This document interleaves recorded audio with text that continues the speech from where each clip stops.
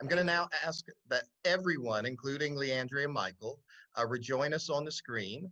And Leandria and her team have been monitoring the questions from the viewers and will now share some of those questions with our guests. So Leandria, can you tell us what is our first question and to whom is it directed?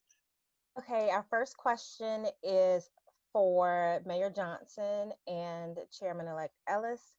It is from the Hispanic Chamber of Commerce, and it's, would you consider approving funding to create local Hispanic/Latino, not minority, business assistance centers if data shows there's at least 7% of the Hispanic population in a given metropolitan area?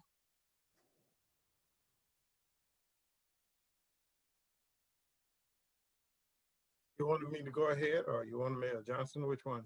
Either one.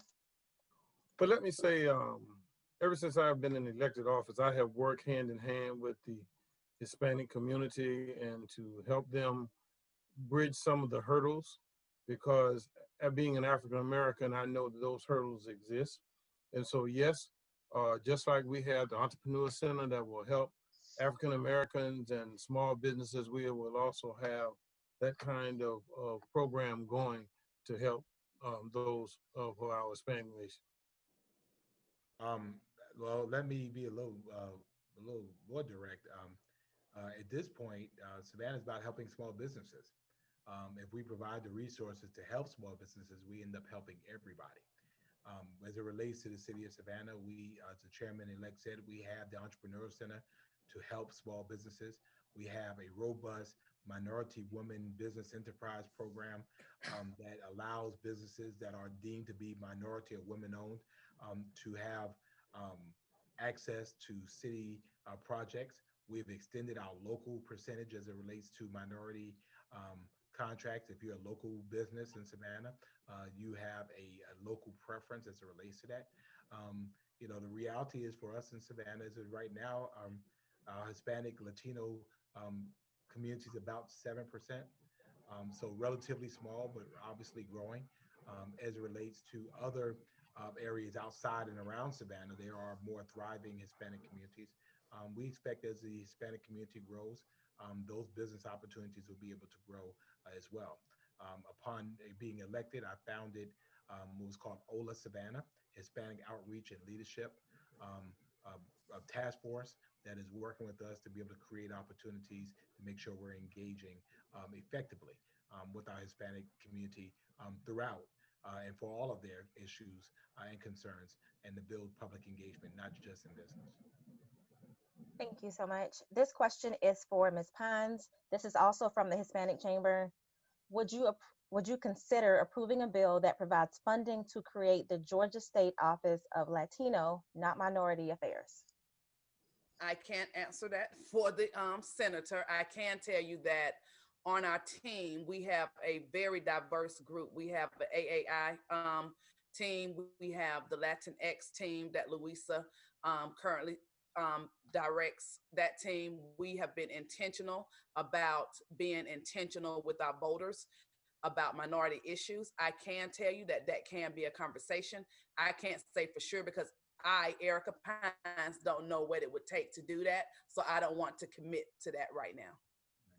Thank you so much. We have a question for the candidates for Public Service Commissioner. What is Plant Vogtle and what do the ratepayers and voters need to know about it? And we can start with Mr. McDonald. The voters and the ratepayers need to know that Georgia Power is not the only owner of Plant Vogtle 3 and 4. It is owned by the 38 EMCs in Georgia, and it's owned by some electric cities in Georgia, and it's owned by Dalton Utilities. Georgia Power only owns 45.7% of Plant Vogtle. As scheduled right now, its Unit 3 is to come online in November of 21 and Unit 4 on November of 22. Yes, there's been problems that we've incurred. We have a cap on the spending. It's gone above budget. We all know that. But it still, again, is when you can't have one thing without the other. You can't have clean, carbon-free energy unless you build something that will generate energy that's carbon free. And that's what we are doing with the nuclear plant. Georgia will have, with our solar programs, with our combined cycle natural gas, which does have is a fossil fuel, but still it's a lot less than the coal. We're decommissioning some 12 coal units over the next few years in the state of Georgia. They are old, they're worn out, they're not economically retrofittable. So we're doing those things that make Georgia a very clean energy state. And Ms. Pines, I want to help you with one of your questions right there that you had. When I was in the legislature, I created the Small Business Development Center. It's in every community in the state of Georgia. It wasn't my vision. It was the vision of Dean Fluellen, the Dean of the Business School at the University of Georgia. But I was the facilitator of carrying that resolution through the General Assembly, and it has helped minorities. It doesn't matter what color, what race, what creed, but it helps all small businesses throughout the state of Georgia. And that was part of something that was a plug in my book and when I was a state representative. Thank you for that information. Thank you, Ms. Pines, yes. And the mayors, you need to know that too, and the chairman-elect commission. It's there for you for that purpose. And one other thing, while I got the floor, as a business owner, and my son and daughter-in-law run the 3 funeral homes that we own, the only part I play in is I'm on the note, if you understand that. But also we have to generate the revenue to pay our electric bills, to pay our taxes, to pay our gas bill. We're not an agency that pays those bills for us, that gets the money from other places. We have to generate the revenue. And that's where we help the small business people in the state of Georgia. When we've had this virus going over the last year, we've stopped the disconnects for a long period of time. We stopped the penalty payments. We put in plans where people can pay for their energy costs over a long period of time with no penalties and no interest costs. That's helping people, and that's what we've done at the Georgia Public Service Commission. Thank you so much, Mr. Blackman. So in 2009, the Georgia legislative body voted on the expansion of what we know as Vogel 3 and 4. This project was slated to be completed originally in 2017. My opponent just said 2021. There's information that it may not even come online in 2021. You can look the information up for yourself. And the challenge that we're facing is time after time and year after year, this current expansion that we know as Vogel 3 and 4 has continuously put us in a position where we are being challenged over and over and over again with individuals that are struggling to pay their paycheck because they don't look at an itemized bill. They don't look at something called nuclear construction cost recovery that they've been paying for the last decade. It impacts our churches and impacts our mosques, our synagogues, our schools. We're paying for it. We're on the hook for it. Mr. McDonald mentioned earlier the legislative body passing something called construction work in progress. That is absolutely true. We're actually paying for something that's not online, that's behind schedule, and that's costing us a whole lot of money. There are folks right now struggling, and when you factor in COVID-19 and the billions of dollars over budget it is, and the folks that are struggling just to keep their job, low and moderate income families who I continuously mention, I believe in working families. The AFL-CIO has endorsed us. So I want to protect workers that are there, but we want to also make fiscally responsible decisions. My opponent said that he's a independent conservative voice. There are a lot of Republicans and Democrats and Libertarians that are struggling to pay their bills because of the overruns at Plant Vogel. And we all understand fundamentally that we've had opportunity after opportunity to address that issue, to change the narrative, and to make sure that ratepayers aren't overburdened with the challenges that we're facing there.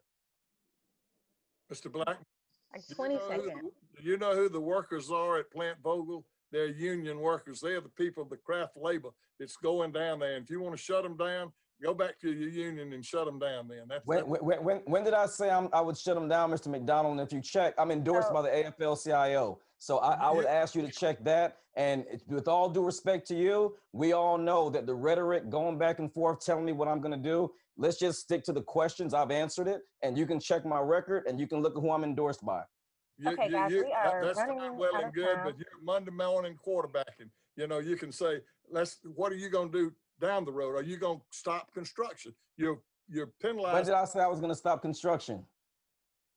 Who's gonna Okay, pay for guys. that? Hi, hey Have a everybody. good We night, are sir. The rest of my time. Let it go. Let it go on. Let it listen. go on. No, we are Thank you, running out ma'am. of time. We literally have 4 minutes left. We can do that after, but for right now, we are going to kind of stay on schedule. The last question that I have for everyone, and I'll go in the order that you are on my screen, is what do you want to say to the voters and what do you want to say to small businesses? We know that we have the state of small business today. And so, speaking to small businesses, what do you want them to know going into 2021? And please limit it to 60 seconds max. And I'll start with Miss Erica Pines. You're first on my screen. What I want to say to voters is this race is about turnout. Right now, there are very few persuadable voters. People have locked into whose team they're on. So if you are voting for Warnock, listen. If you're not, close your ears. I need everyone to get every registered voter that they know to the polls starting on Monday. If they have not requested an absentee ballot, I need them to go vote in person. If they need an absentee ballot, I need them to contact the state party if they haven't yet requested it. We would prefer you take those ballots to the drop box because the post office can be a little slow, but we want every vote counted. This is about turnout.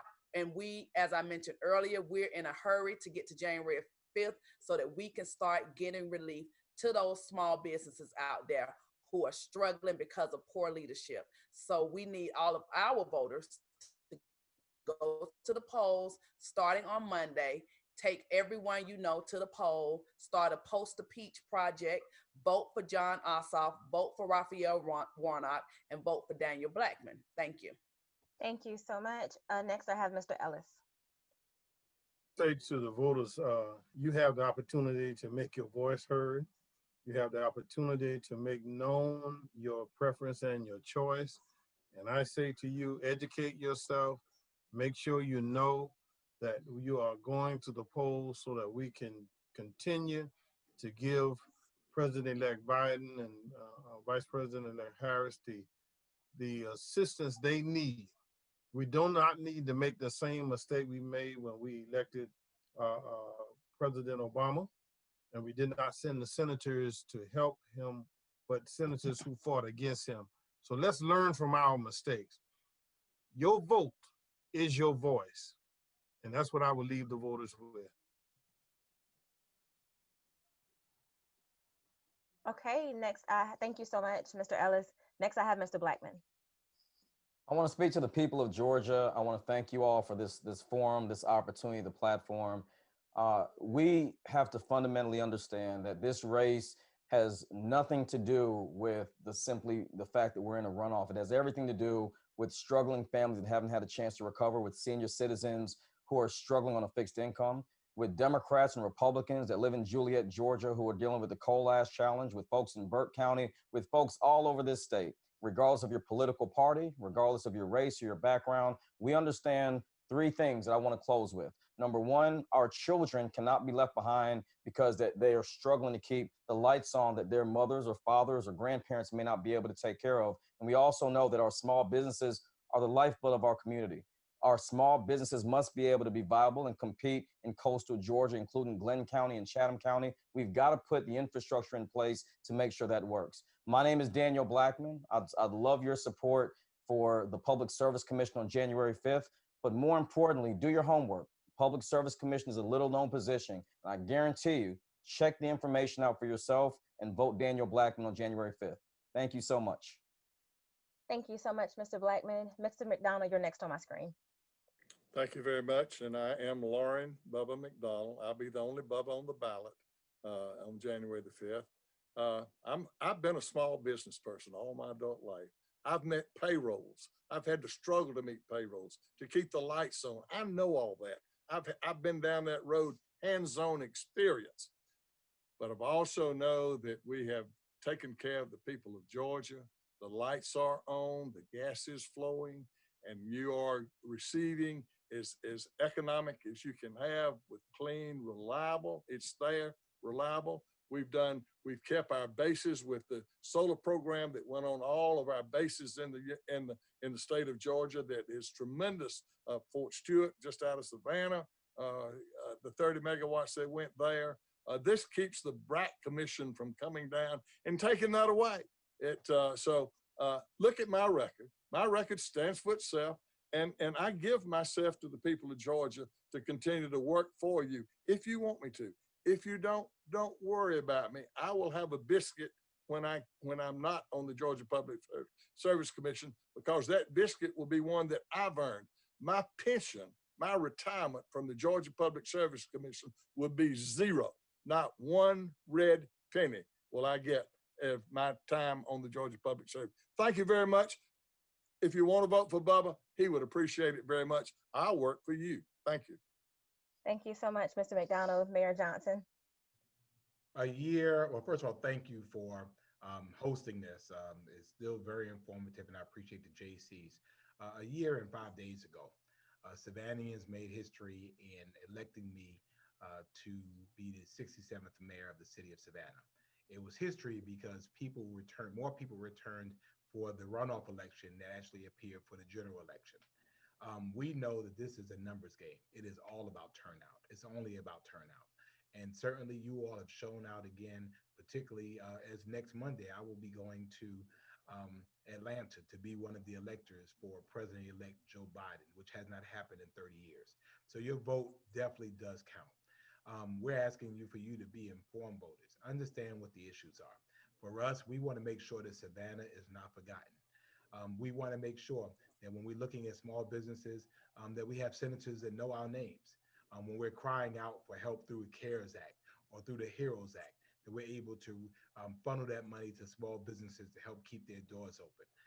I've made small businesses a centerpiece of my administration. Certainly they felt the love from us, but we need help on all levels of government, at the Senate and certainly the Public Service Commission. So again, Savannah, Chatham County, do what you've been doing. Make the difference, turn out. There are many ways to do so. You can vote early in person.